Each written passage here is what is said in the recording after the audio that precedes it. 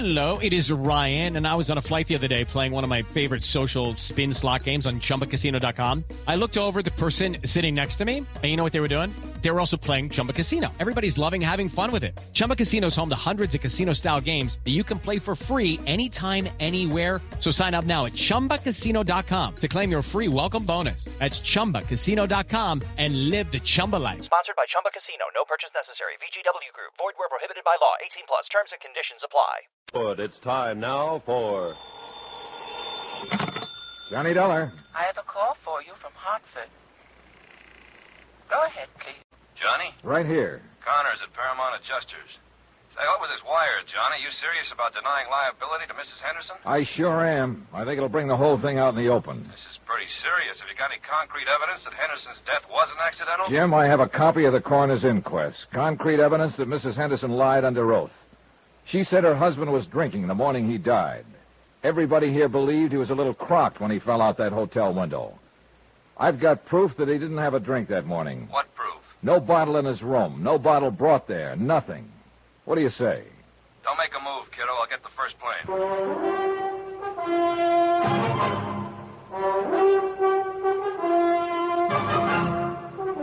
Tonight and every weekday night, Bob Bailey in the transcribed adventures of the man with the action-packed expense account, America's fabulous freelance insurance investigator. Yours truly, Johnny Dollar.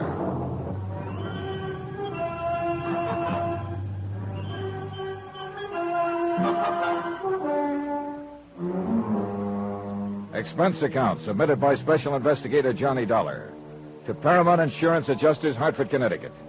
The following is an accounting of expenditures during my investigation of the Henderson matter. Sheriff Holton agreed that there was enough of a doubt about the circumstances prior to George Henderson's accidental death to warrant an official re-examination of all the facts. He promised me the police would start an immediate investigation. That was all I needed. I knew Mrs. Henderson would be re-questioned and that the pressure would start to build up. 14 hours later, when Tim Connors arrived in Culver, I had some pressure of my own. Well, Johnny, what? Well, the best thing we can do now is move in. Deny liability on the grounds that the accident is not proved. I suppose Mrs. Henderson sues us. All right, let her. Then the burden of proving that her husband's death was accidental would be on her. Look, Tim, contrary to her testimony under oath, Henderson didn't have a drink that morning he died. All right, she made a mistake. He had a heart attack, got dizzy, and tumbled out of the window. He wasn't drunk. Oh, don't talk nonsense, Tim. Listen to me. Mrs. Henderson was ready for the coroner's jury a couple of days ago, and she was ready for my questions when I saw her yesterday. The only one she wasn't ready for was you a few days ago when you phoned her long distance. You said she hung up on you. Well, she half apologized to me for that, but it was because she couldn't think of anything to say. Well, maybe you're right. But suppose he did die accidentally, and suppose it is a just insurance claim. I tell you it isn't. And the fact that she made a mistake testifying about him having a drink and... Hey, Johnny, do you have anything else? 3 things: instinct, experience, and statistics. Pauline Henderson's a young woman. She married a wealthy older man. With him out of the way, she has all his money and all her youth. All right, I'm going to phone the company as soon as I can find a phone. Tell them I'm working for evidence, and the best way to get it is to bring Mrs. Henderson out in the open. File a complaint against her. What charge? Suspected murder. Oh, no, Johnny, that'd get us in all kinds of trouble. Remember the drink, Tim. Henderson didn't have the drink. Now, we'll have to have more than that. I'm sorry, Johnny. All right, I'll get you more.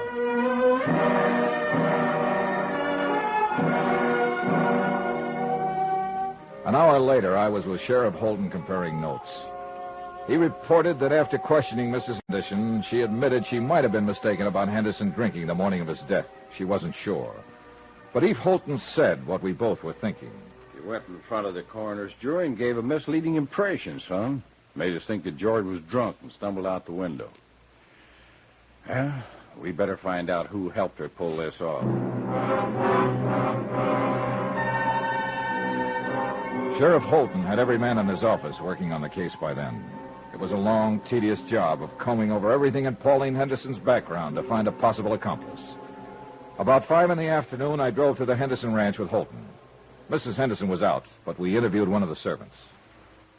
That's right, sir. Once, twice a week. Uh-huh. You know where she drove to on these trips? I have no idea. Mrs. Henderson get up early in the morning, be gone all day. How do you know she went out of town? Well, she generally take a small suitcase with her, change of clothes. You don't take those when you're visiting a friend in town, do you? Tell us what car she'd use on these trips. The Cadillac. Always come back covered with mud and ice. Always have to be washed up. Mr. Henderson used to complain about that. About the car being dirty? About the trips, mostly. He and Mrs. Henderson had some pretty good arguments about him. He'd say Mrs. Henderson shouldn't visit that man. What man? Just that man. I never knew who it was they argued about. You've known Mrs. Henderson quite a long time, huh? Yes, sir. Knew her when she was a little girl, when she first came here. Saw her grow up, go away to school, go away to Europe, come back a little more grown up and a little different every time. Were you surprised when Mr. Henderson married her? Well, no. No. Yes, guess I was. Because she was so much younger? Not that so much. I mean, well, Mr. Henderson, he had something about the plains and cattle and mountains about him. When he moved, it was as big as all them things. And Mrs. Henderson was different. She didn't fit in here? Is that what you're trying to say? I think she fit.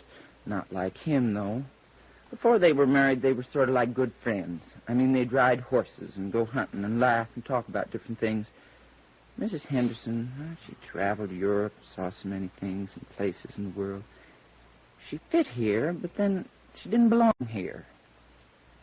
I feel awful about Mr. Henderson's being dead. If there was anything wrong with the way he died, I'd like it to be fixed. Mrs. Henderson will probably fire me for talking like this, but I don't care.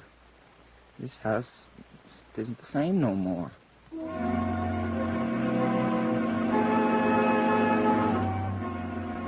By the time we got back into town, Sheriff Holton's boys had discovered the names of 3 men who had been seen at various places around Culver in the company of Mrs. Henderson. Rod Tyler, Oh, who's he? mining engineer. He's been away from here for over a year now. Yeah, here's another one, Sam Pollard. Sam died 6 months ago. Hey. What? Noah Baxter. Oh, Baxter. That name's vaguely familiar. Yeah, he owns a hotel you're staying in. A couple of ranches, too. Well, he might have been the one who tried to have you thrown out. Oh. He also owns the mayor. Young man? About 30, 35. Let's go see him. Another drive, this time north of Culver to the Baxter Ranch. We found Noah Baxter busy with his help shoring horns on cattle. A lean, tall man with thin features. If you're trying to find out if I haven't seen Pauline on the sly while she'd been married to George, why didn't you come right out and ask? All right, have you? No, not on the sly. There's nothing between us. George knew any time she came over here to see me. He was a good friend of mine. I'm sorry he's dead. Pauline's a good friend of mine, too. I'm sorry you people are thinking what you are about us. Let's go up the house. It's getting cold. All right, Stan, that's enough for today. No, I got to ask you this. Where were you last Thursday? The day George died, Sheriff? Yeah. I was right here. Can you prove that? Sure. Ask anybody. You boys want a drink? No, thanks. No. Well, I do. Mac! Mac! I'll get it myself. When was the last time you were in Culver, Mr. Baxter? 3-4 weeks ago. My cook and the others handle what supplies we need. You mind if we talk to some of your help around here? No? What do you want to talk to him about? About last Thursday? About what happened when Mrs. Henderson came here to visit? It wouldn't look good if she came here to visit me, would it? Well, that depends on the circumstances, no? Well, she'd come and sit there and read and look at some of those paintings. We'd talk. When I had time. Anything wrong with that? No. Mr. Baxter, I think I ought to tell you, I've asked my company to file a complaint against Mrs. Henderson. Suspicion of murder. Oh. I'd like to tell you something. She didn't kill him and she didn't have him killed. She loved him a lot more than George loved her, I think. Both of you know her. Her dad was a drunken cowhand. When he died, George took her over, gave her everything. So you see, you're wrong. She loved George for giving her what he gave her, and mostly for being the kind of a man he was. I lied to you a couple of minutes ago. There was something between us. It was bound to happen sooner or later. She'd come here to cry on my shoulder, and I let her. Cry? About George. He wanted to divorce her. Didn't you know that? I had the idea it was the other way around. Oh, you're all wrong. George raised her, educated her, made her into a woman, and then he married her. And she wasn't what he wanted at all. You know who George wanted to marry? Mattie Knickerbocker, the schoolmarm. Go on. Oh, there was nothing between George and Mattie, but there would have been if he'd lived. What about you and Mrs. Henderson? Yeah. And the thing that was between us was that I wanted her. She didn't want me, but I wanted her. I was glad when she told me about the divorce coming up. I really think she would have listened to me. But she wanted to be married to George. She really loved him. Sure you don't want one of these? No. No. And I really loved her. I went to see George last Thursday at his hotel. You know why? To tell him to go back to Pauline. Yeah, because I knew what he meant to her. You can talk to my people around here. They'd lie for me and say I was here last Thursday all day. They'd tell you that Pauline never came to see me. They'd lie right down the line for me. But, Mr. Dollar, I can't let you get at that complaint and take her in. One of my trucks was taking some beef to the hotel last Thursday. I rode in with the driver and went in the back way. I went right up to George's room to talk to him. Pauline had just left. I wanted to talk to him about the same things I've been telling you. I didn't want to hurt him. I loved him, the same as everybody loved him. When I got to his room, he wouldn't let me talk at all. He was mad that I interfered. He tried to swing on me. I shoved him once. He went out the window. That's all. I killed him.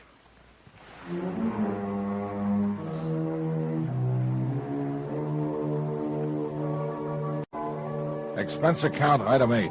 $58.15, hotel and food while in Culver, Montana. Item 9, same as item 2, transportation by train and plane back to Hartford. Item 10, $88, miscellaneous. Expense account total, $802.50. Remarks?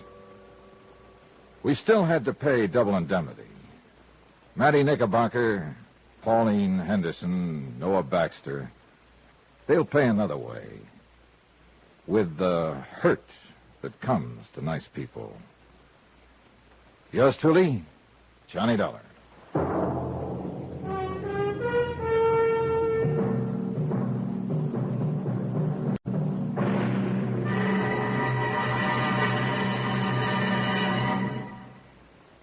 Remember, there'll be another exciting story beginning next Monday night. Next week, a real mystery, complete with plenty of action, a beautiful blonde, and a killer lurking in the shadows. Join us, won't you? Yours truly, Johnny Dollar.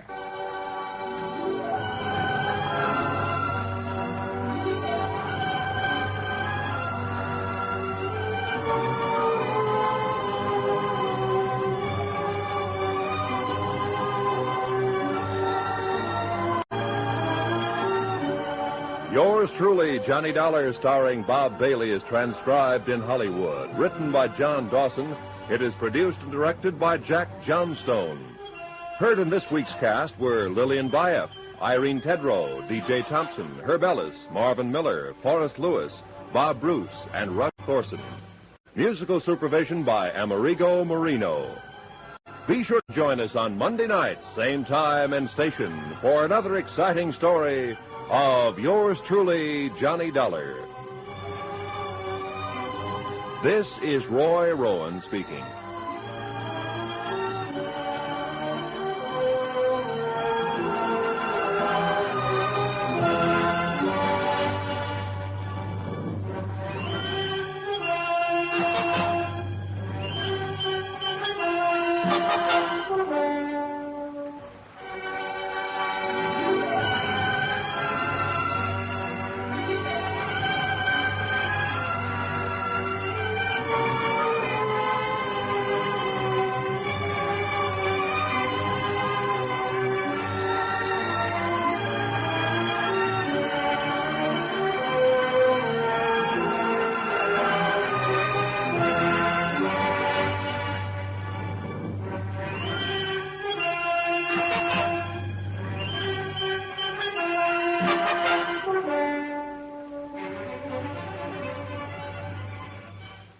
It is Ryan Seacrest here. There was a recent social media trend which consisted of flying on a plane with no music, no movies, no entertainment. But a better trend would be going to ChumbaCasino.com. It's like having a mini social casino in your pocket. Chumba Casino has over 100 online casino-style games, all absolutely free. It's the most fun you can have online and on a plane. So grab your free welcome bonus now at ChumbaCasino.com. Sponsored by Chumba Casino. No purchase necessary. VGW Group. Void where prohibited by law. 18 plus terms and conditions apply.